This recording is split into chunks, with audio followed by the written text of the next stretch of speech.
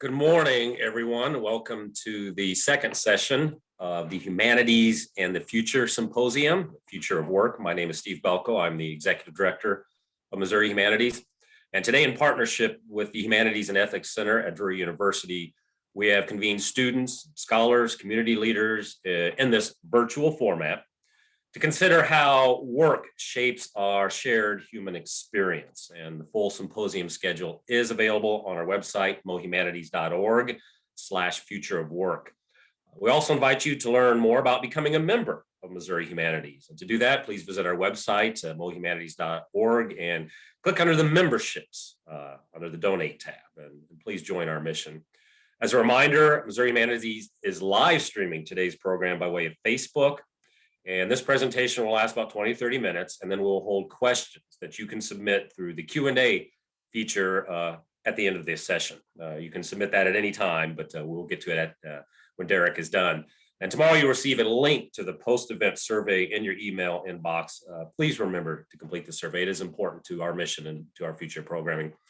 It is now my great pleasure to introduce the speaker of session 2 of our symposium, Derek Ozkal. Derek, please, I think I got your name right. So if I haven't, please correct me. But Derek is a senior program officer in entrepreneurship for the Ewing Marion Kauffman Foundation. He is a nonprofit leader and an experienced grant maker focused on inclusive prosperity through supporting high quality research. He leads the research team's biennial call for proposals, and he writes and speaks on multiple research topics, manages a portfolio of grants on declining business dynamism and the future of work. Derek earned an executive master of business administration degree from Washington University, nearby here in St. Louis. And prior to joining the Kauffman Foundation, Derek was the research director for the Kansas City Business Journal, where his duties included survey design, data gathering and analysis, in support of weekly lists of local industries and topics. He's written articles on local economic topics and has conducted various research in support of editorial content. Derek, welcome. I'm going to turn it over to you, and we'll be back with you when we can quiz you afterwards. So the show is all yours. All right. Thank you so much, Steve. I appreciate the kind words. And I also thank you to Ashley for helping organize everything, and everyone else at the Missouri Humanities. I'm humbled by the opportunity to share today. In that vein, I wanted to start by first making sure that I am sharing this correctly and that everyone is seeing the correct version of this. And I want to, I guess, start today by thinking about this topic before us, future work. It's such this amorphous, ambiguous term. And in that sense, it shares that with the word entrepreneurship, which also kind of has that multi-faced ability to mean something different to different people and to cover lots of different topics.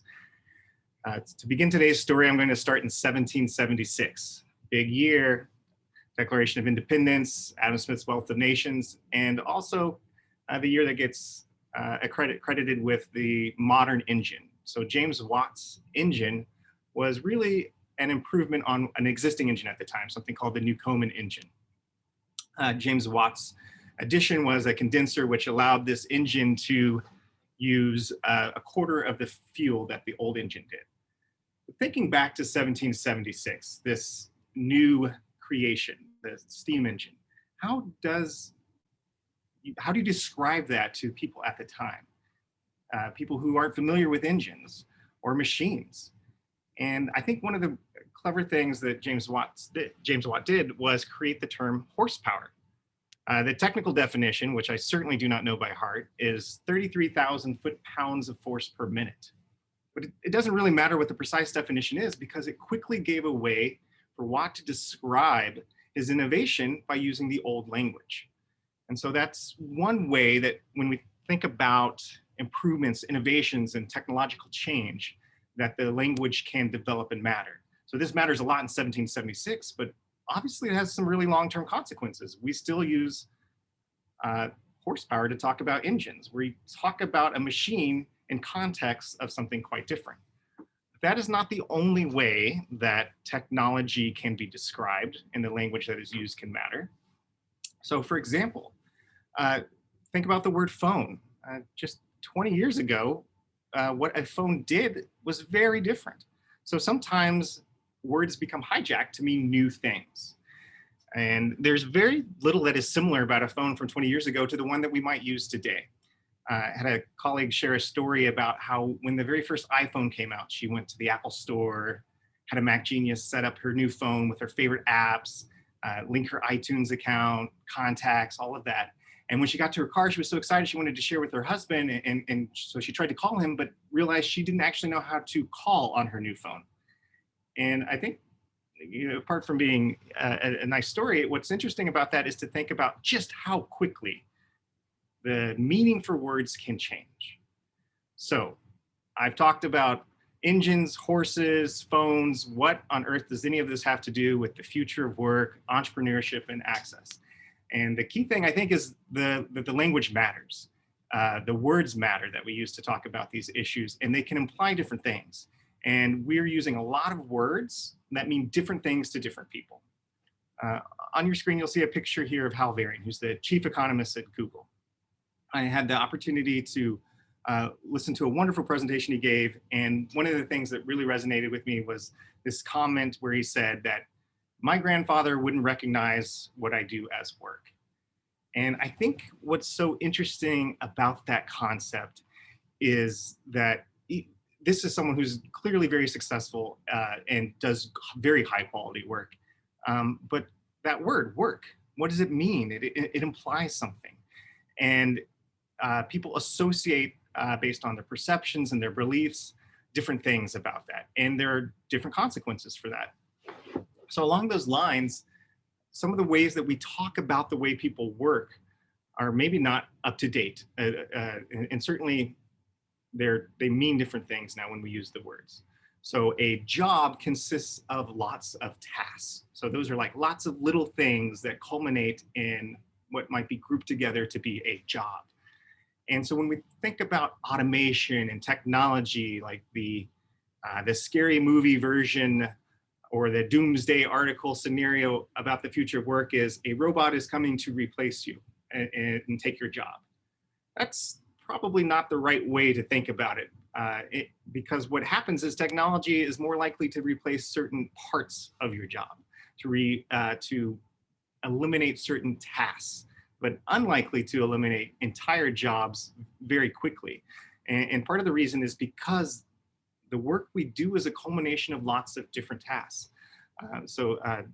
Researcher James Besson used the example to look into bank tellers. So when ATMs became prevalent, there was the fear that very quickly bank tellers would be eliminated, but actually employment for bank tellers increased at first.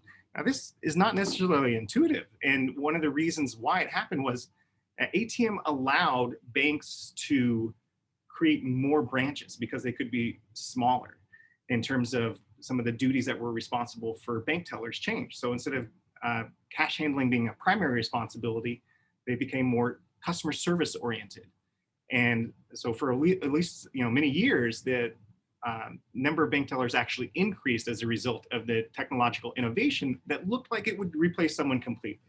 So it's important to realize that technological change is not always sudden and overnight. And this has a big effect on jobs and the way we work. But we can go beyond looking at the jobs themselves and think about why we care so much about jobs when we think about just the way society functions. Like, it is very common when you meet someone to ask them, so what do you do? There's a lot of hidden messages behind that very simple statement. Like, that kind of implies, what do you do for work? What's your job? And personal identities, I hope, are more than just one specific part of a way that someone generates income. And for many people, that is not necessarily a traditional job. And but the reason that people ask that, or you may hear people talk about jobs, is because it's kind of a proxy for things that we do care about. It kind of represents things that we think are important. So From the individual perspective, it implies the way that you might generate income to support yourself and those you love and care about, your household, whatever that may look like. From an entrepreneurial perspective, thinking from the business owner perspective, jobs are part of that process of growth. Like, when do I go from employing myself to employing others? Who do I hire? How do I hire? How do I find the right skilled workers? Which parts of the company are core to the business and which parts should be, outsourced? And then thinking about it from a local or regional policymaker perspective, jobs imply the local wealth and health of the community. They are an indicator of the opportunities that people have. But as I hope I alluded to with the examples of the words that we use and what they mean, it really matters what we're implying when we use this kind of language. So how do we count jobs? Is it only the primary way that people generate income that counts as a job? Should it be every way that people generate income? Are there certain thresholds that should or should not count? Is it only wage employees? If you think about the multiple ways that people may generate income, and you start to focus on the need to capture work in a variety of ways. So occasional work, these non-traditional work arrangements, things like a side hustle, or having a micro business, having an online component to the income generation for yourself. And so then that starts to get into the various ways that people work. And you can see that jobs may not capture that completely. But part of the conversation about jobs that's implied whenever the conversation shifts to jobs is thinking about kind of that next level in the traditional economic development language about jobs would be about quality jobs. And there, again, there's kind of the proxy for, what do we mean by quality jobs? Is it just high wages? Is it flexibility, having healthcare access, ability to save for retirement, having certain benefits? Is a quality job one where you have the opportunity to advance in your career? Is it having a sense of security and stability? And very quickly you realize that all of these are trying to get at something else. Like quality here is implying something more human and something more important. Adrian Harrow at the Workers Lab, I think, said, no matter how we talk about work, some of the things that really matters is like, is someone safe, healthy, and secure? And some of the metrics we might use to measure that could be a multitude of ways, but thinking about the work we do and quality lends us to need to go kind of beyond that. So I want to take a step back again and look at this a little broader. So as we think about the way people work and what that connection is to entrepreneurship. So when I used the word entrepreneurship earlier, you probably pictured something in your mind. And there's lots of things you could have pictured depending on your personal experience and background with the word. So sometimes when we say entrepreneurship, we're implying like a small business that's starting to employ people. Sometimes we're talking about self-employment and non-employer firms. There are over 30 million firms in the United States, and 25 million of them, so the vast majority, have no employees.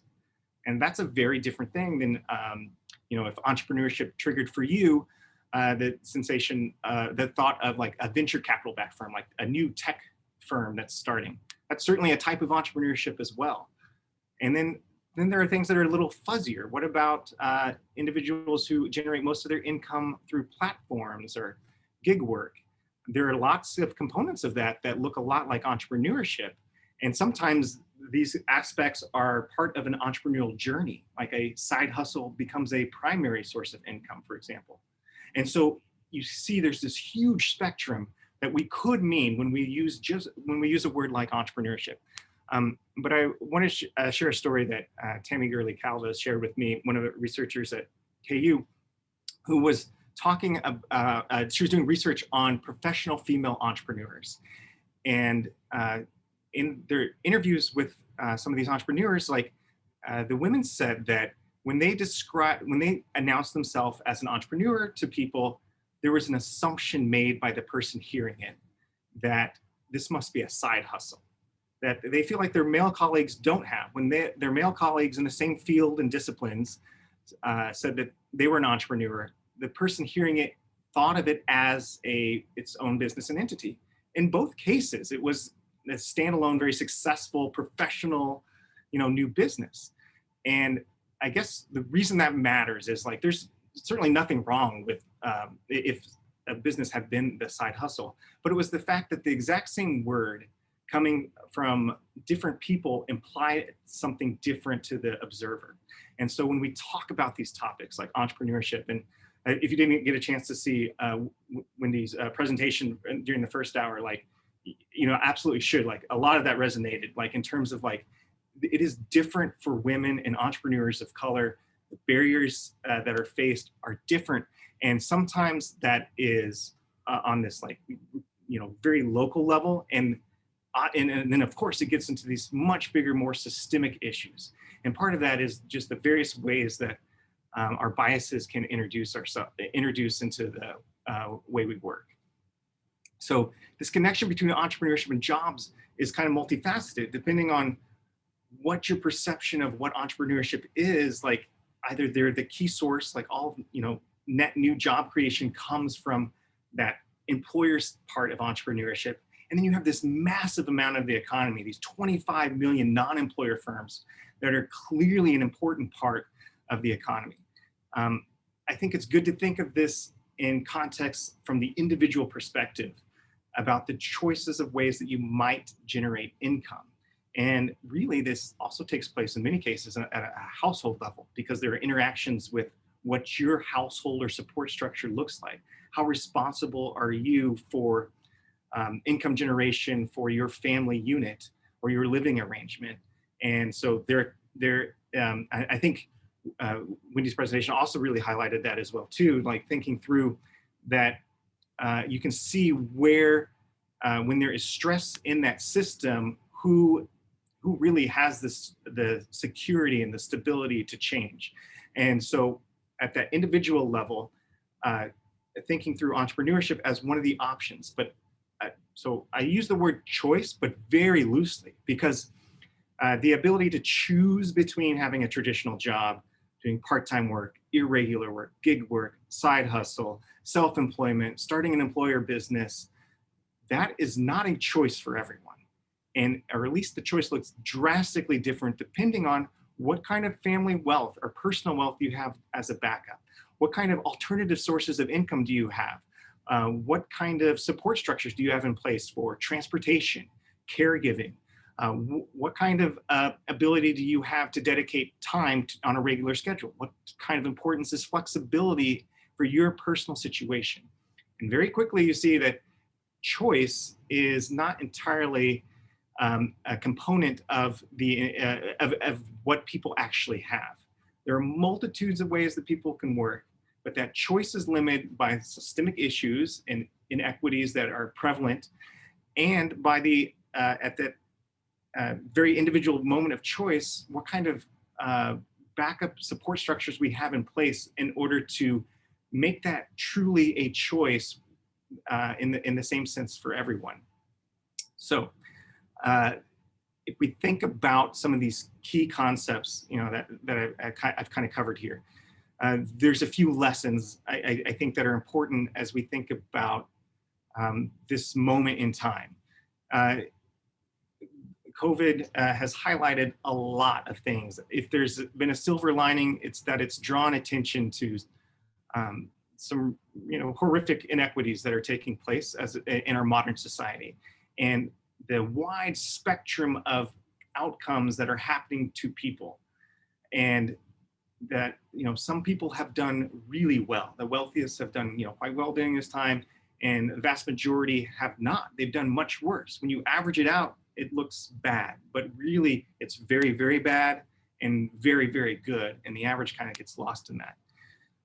But part of this is that the way we work does not always get captured by language like jobs. And a couple components are changing. So work is changing. The last year, many companies have realized that a lot of work can be done very effectively remotely. So where work is done is changing. But again, that's not for everyone.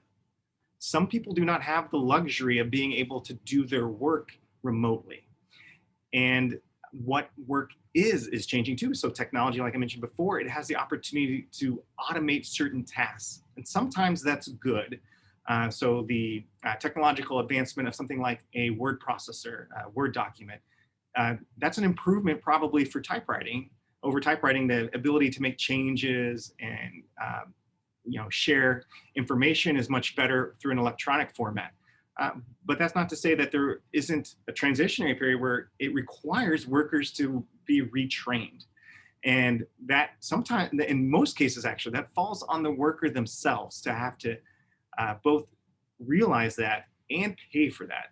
And so the type of work that's being done is changing. Sometimes that can unlock a lot of opportunity because if you're saving time doing things that are not fulfilling, these rote processes that machines can be really good at, that can be a good thing. But then jobs are also changing. So thinking through like the structures of jobs and the way that people work. Almost half of all companies have some sort of contractors that they use. So contractors have different legal protections than employees. And then the multitude, not just of that, but like those alternative job arrangements, those kind of flex work that people do to supplement either out of necessity or by luxury. So the ability to have a side hustle for someone, it can mean very different things depending on that person's personal financial situation. So if side hustle can mean an opportunity to take a nicer vacation, or it can mean this is the only way I can make rent. And so when we think about policies and programs to support, we have to think about that spectrum of way that people work and the way that they use these new types of work arrangements. And so I think all of these issues are really closely related. And so when I think about the topic future of work, like it's both exciting and nebulous. And I think about it in the language and just trying to be clear with what it means and recognizing that there's just this huge spectrum of implications because there's a huge spectrum of the ways people work, what they need, and these are magnified by the systemic inequities that are placed in our current systems. And so think about it kind of in context of these, interrelated topics. I've talked a lot about, the specific, thinking about the tasks of actual work, not the jobs themselves. Jobs is just a placeholder for a group of tasks. That's how we've traditionally organized the way we think about the way people work is in these clusters of this is your job. It includes all of these tasks. But, I think hopefully the thing that we need to think about is there are multiple tasks and obligations that people have to generate income as part of work that go beyond that bucket of a traditional job. And then thinking about the technology, technological improvements, artificial intelligence implies a replacement of human work and behavior, but we can also use technology to augment in our intelligence. We can use it to become, to be able to do more. So in the same way that the first industrial revolution augmented our muscles, machines, made the ability to do more, create more physical power and strength. The technological revolution we're going through now has the opportunity, and certainly in some cases already has, allowed us to augment our intelligence, kind of get more out of our human intelligence. And so that gets into these other three, buckets I have up there, which is thinking through things like what this new nature of entrepreneurship work looks like. And that's things like the role of, personal brand, independent contractor, platform work, thinking through how people have a portfolio of work. That is what a career trajectory looks like. And a lot of it looks like entrepreneurship. So that's kind of those entrepreneurial skills, complex problem solving, the ability to think creatively and critically. And that gets to a process of lifelong learning. And that's again, a lot of that often can fall on the obligation of the worker themselves to do. But all of these issues, get together and to culminate in, I think, helping guide us on what some of the answers can look like. And so when we think about how we work, especially in a post-pandemic world, we need to focus on, again, those work arrangements, the ways that people do work.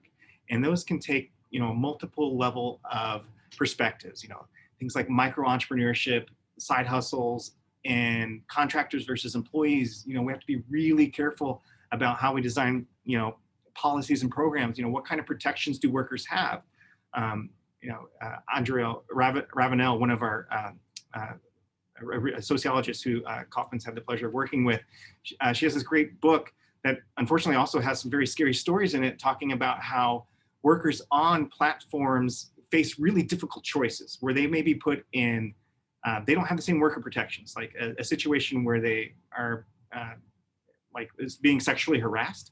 They have to think about how to handle that situation in the moment, knowing that the person who is harassing them has the ability to affect their rating, which will affect their ability to get future jobs that they might need in order to live for income.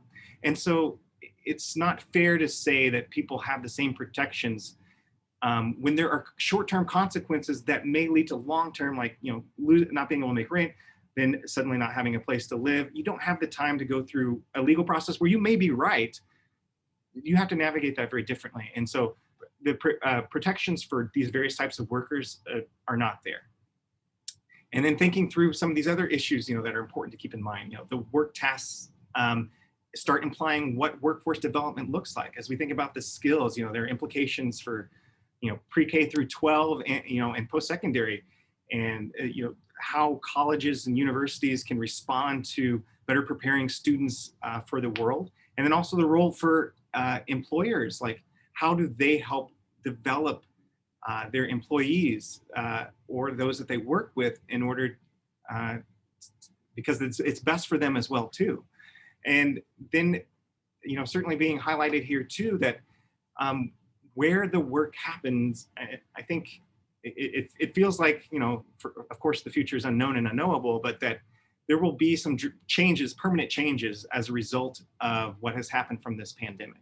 So thinking through, what a distributed workforce looks like, I hear a lot of talk and interest in some sort of hybrid model for people working from home sometime, working in the office other times. There are implications for what kind of office space do companies need? What kind of, what does housing need to look like now? And then also, again, that's only true for some types of work. Some types of work, like, in-person services, and services are a big part of the economy, like they don't transition nearly as well in many cases to remote work. And so what does the support structures look like for that?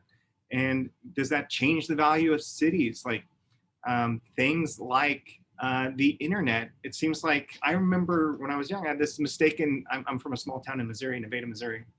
And I remember thinking that, things like the internet should make geography not matter, like that, rural America could be just as prosperous as cities, but that has not been the case. So because the default is not for the technological advancements to produce equality. In fact, the default, if we don't do anything, is it really concentrates. It creates a tremendous amount of wealth, but it tends to be pretty concentrating.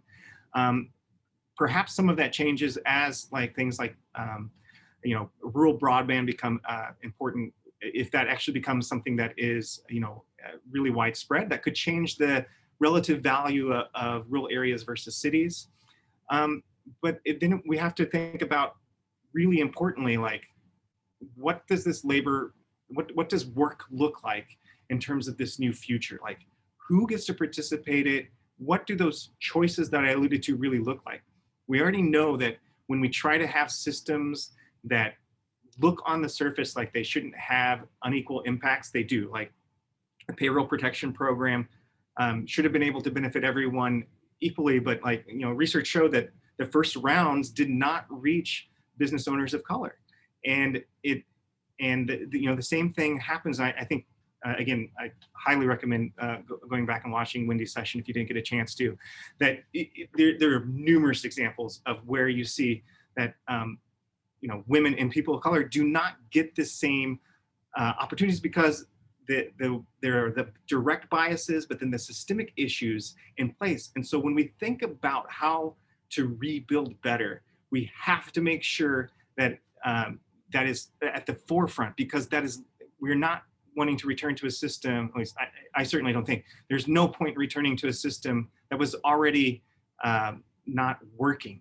And so if we have to rebuild, there's no reason not to rebuild better. And so we have to be really deliberate about what does it take to support everyone to have that true choice in what they do to have meaningful work. And so I'll kind of end here with what I think part of this changing conversation is. Like, on the left, you see like all of these, traditional ways we might talk about work, jobs and job quality. Now I think it would be really helpful to focus on things like meaningful work and worker empowerment, because it's just there's more ways that people work than just that. And then, so businesses, like that's still going to be a way that we think about how work is done and organized, certainly. But knowing that people engage with businesses from multiple perspectives, like thinking about collaborative work streams or something much catchier, would be an important way to think about some of the way that people do work. I mentioned before, things like having a portfolio of work. I think that is a better way to think about the skills and assets that someone has, and then something like a resume. And then, productivity measures is like, an economic term, like how much output is there per worker. But really what probably matters far, far more is something like a concept towards inclusive prosperity. And the Kauffman Foundation has been very deliberate about making sure that this is part of what our focus is as we think about the next iteration of rebuilding better, is making sure that the opportunity is there for tremendous wealth. Technology has unlocked an opportunity for tremendous wealth. So part of it is making sure that it's there for everyone. And so I'll end with what I think right now is kind of our horsepower moment. You may notice none of the phrases I had were nearly as cool as something like horsepower, but this is the time for us to either hijack the words that we already use and make them mean something for the people who are doing the work, or it's time for us to come up with our own. But however we do it, we have to make sure that the way we talk about the work people do really captures the various ways people do work and what they need out of it. So I'll stop there. Thank you so much. Eric, wow, you definitely blew me away on this presentation. And we got a ton of questions. I really want to take us to the very end and go over all of these because these are fantastic. On the downside, I think I am a dinosaur thanks to this presentation. I really am. But that's all right. It's fascinating.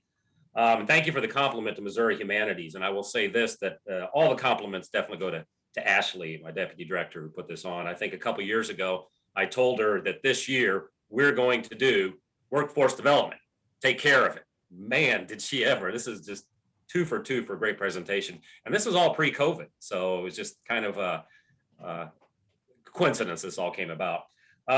One of my areas of PhD is political economy. Unfortunately, it's antebellum political economy, so has no important thing. But if you mentioned Smith, I loved it. So 1776 is important for that. A lot of what you're talking about deals with language, terminology, idiomatic nuances and facets and everything, especially with entrepreneurship. So there are 3 I words I'm going to throw at you just quickly, because we've already mentioned innovation, we've already mentioned investment, and I think I did hear incentive. Those may mean a million different things to somebody who's me as an employer versus somebody that maybe my kid's age happened. Can you address that a little bit? And also in that, what is the history of entrepreneurship? What's that really mean? Yeah, so a couple of points there. So first and foremost, like I feel like I don't have great answers for like the language part. So I'll share what I mean by that maybe from a personal perspective. So I've been a vegetarian for 20 years, and I think technically I'm a lacto-ovo vegetarian. So I eat eggs and dairy products. But when you say you're vegetarian, if I say I'm a vegetarian, people immediately assume, depending on their personal background, like, oh, so maybe you eat fish, or, oh, I have I myself am too, and that for me, that means I just don't eat red meat. And for others, they think about vegan, like no animal products at all. And so there's just different perceptions of that. And so I think part of your question too was like varied by age, and I think that's important for these topics too. Like if you look at like the types of jobs or work that young people think that they might do, like you will get very different answers about what's possible. I remember we had I think it was a TED Talk in Kansas City where we had like a ability for like kids to comment about the types of work that they would do. And there were things like, drone operator and, YouTube star or influencer. Like there are ways to generate income that generationally it's hard to catch up on because they're emerging technologies.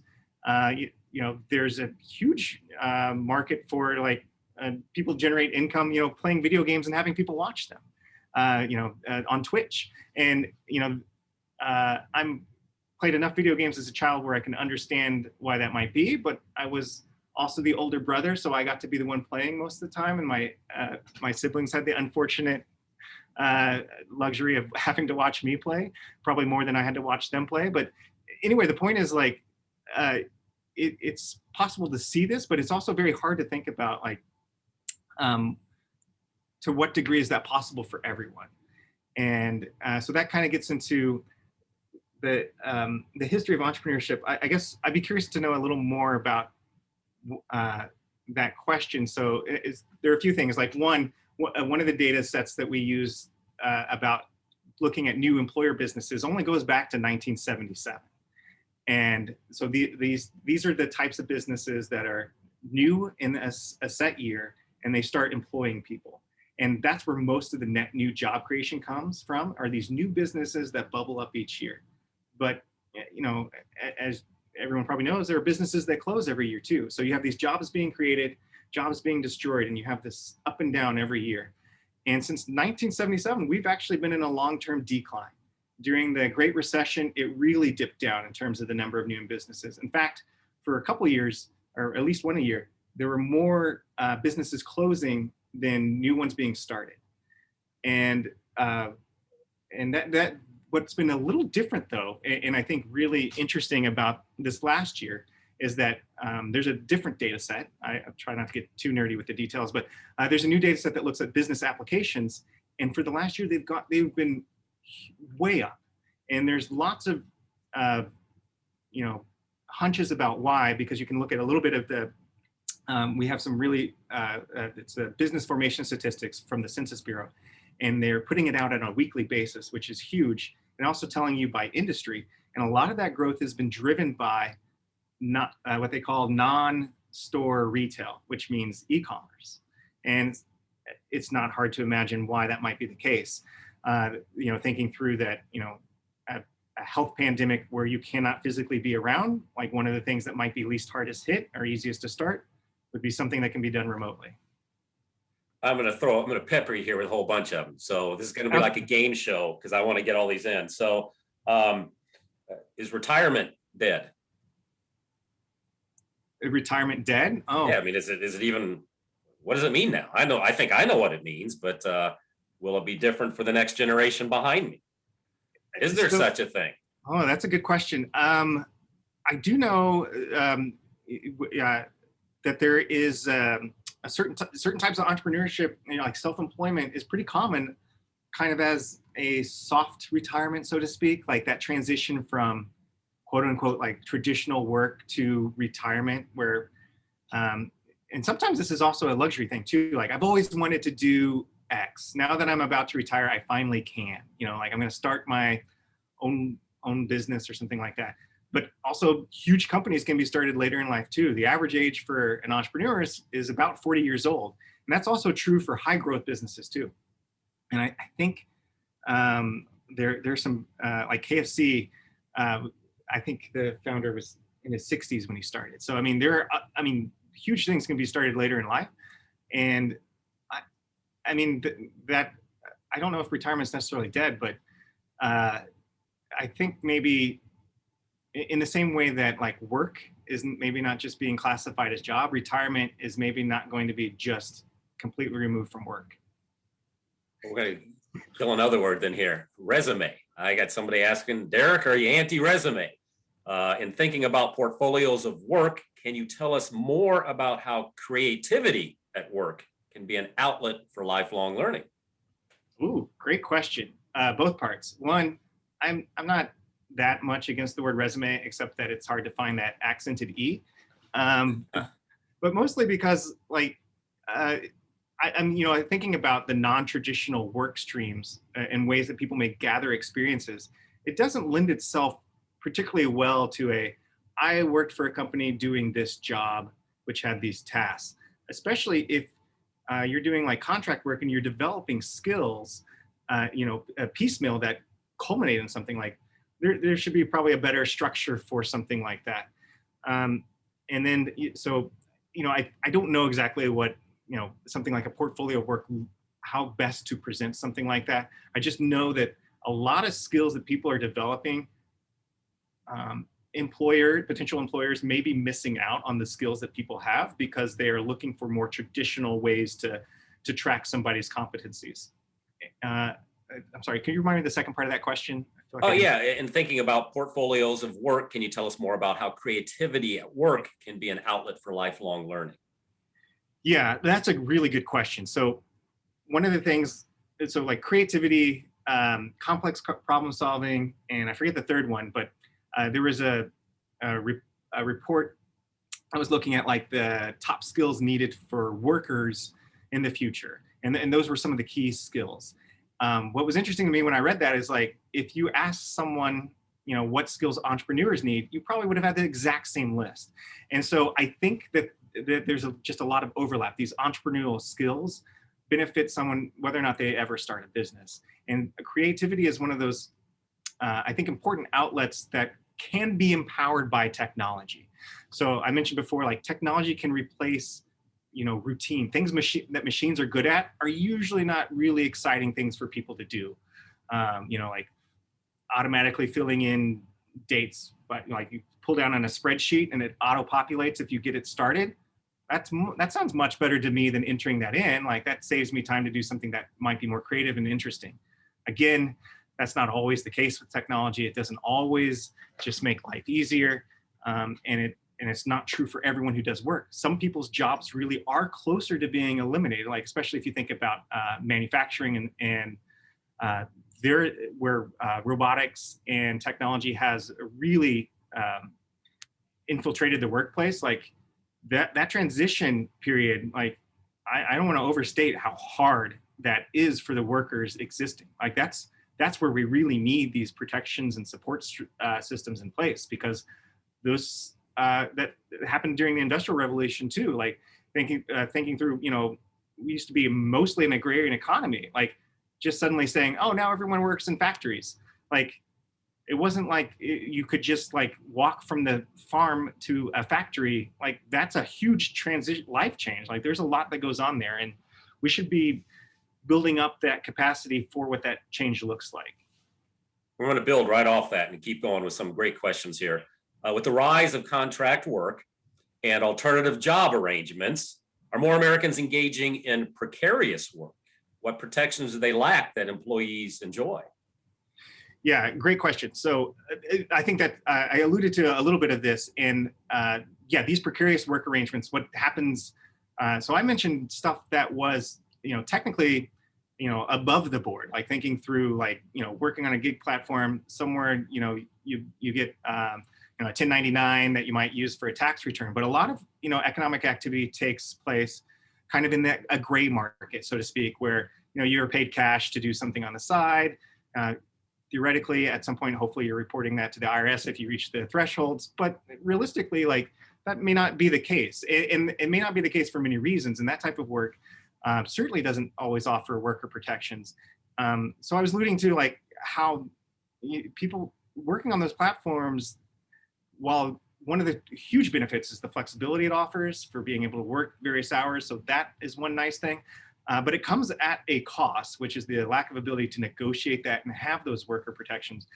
I don't know like labor law directly, but I do know that there are different protections for employees that you don't have for these type of arrangements and for these types of work of arrangements.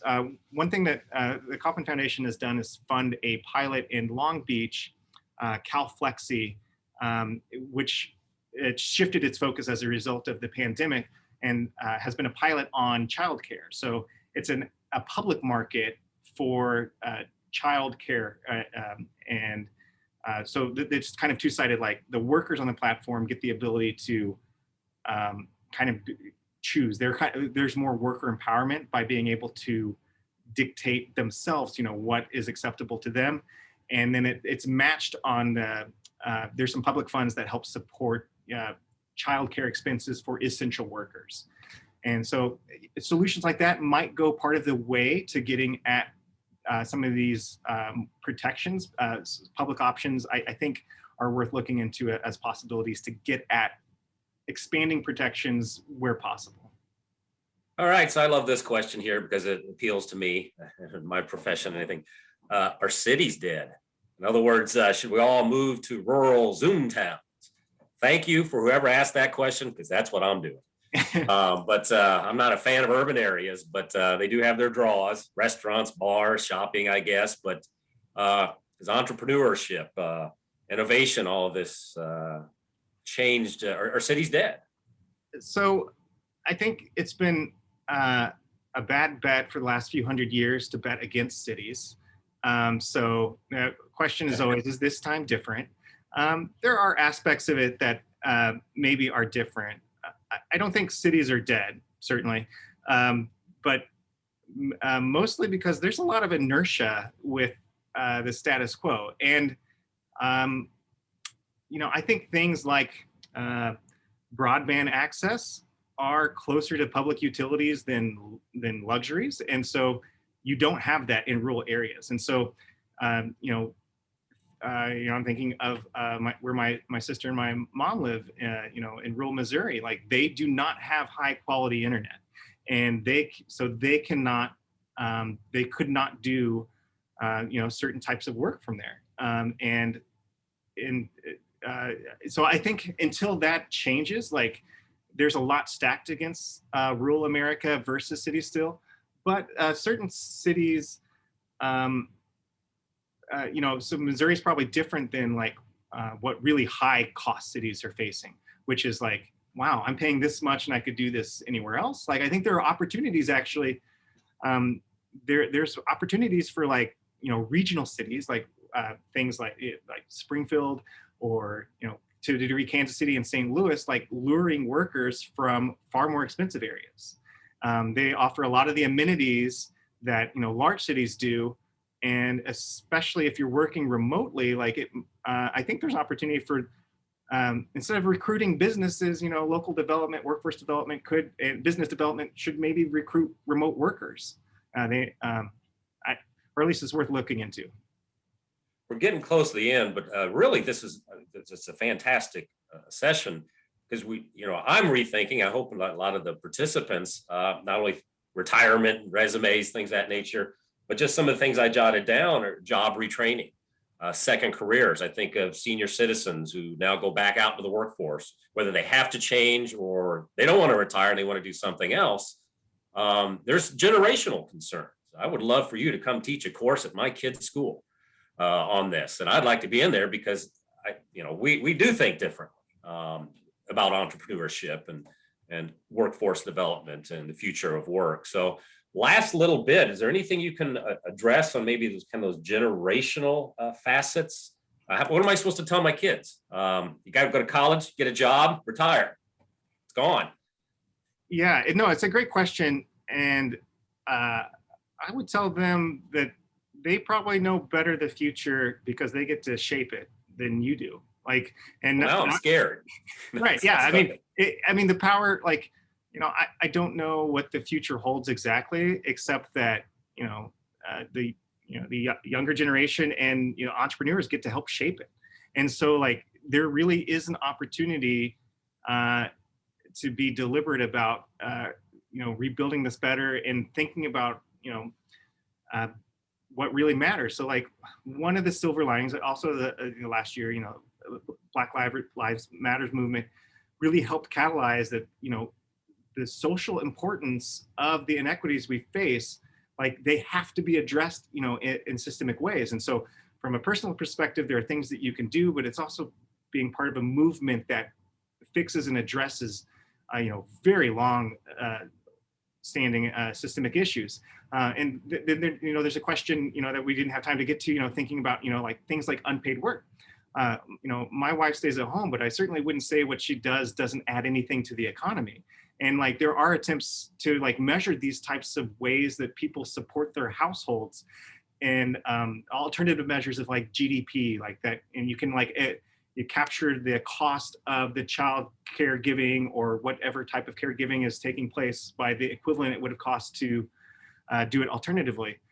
But again, those types of things are really tricky to get at, because when you get down to the like individual household level, what choice means is very different. Like, what's the alternative? Like, is for some people, the salary that they would receive working would be comparable to how much they would be paying in childcare. So the family makes a choice. Again, I say choice in quotes, to structure their family in a certain way. But that's not the same for everyone. And like, what those costs are, what kind of support they have. And so I think that's also been good that so much has been highlighted about what a huge part of effect not having support for caregiving and childcare has, especially for women in the United States, which just another reason to go watch Wendy's presentation again, because she highlights the numbers and brings them to life.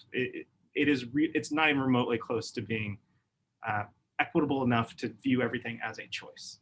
And that's why we believe the humanities does have a direct role in all of this, hence workforce, the future of work is important. Derek, thank you immensely. Head's kind of swimming with this, and I hope all the participants are. I know people are going to be reaching out to you, so they'll be tracking down, and I'm sure we'll meet again sometime and be able to continue with all of this. But thank you so much for another wonderful session. Like I said, we're batting 2 for 2. And brings us to the end of our second session, folks. So thanks again to Derek for joining us today, and we invite you all for our next session, which begins here shortly at noon. Thanks again, Derek. Thanks so much.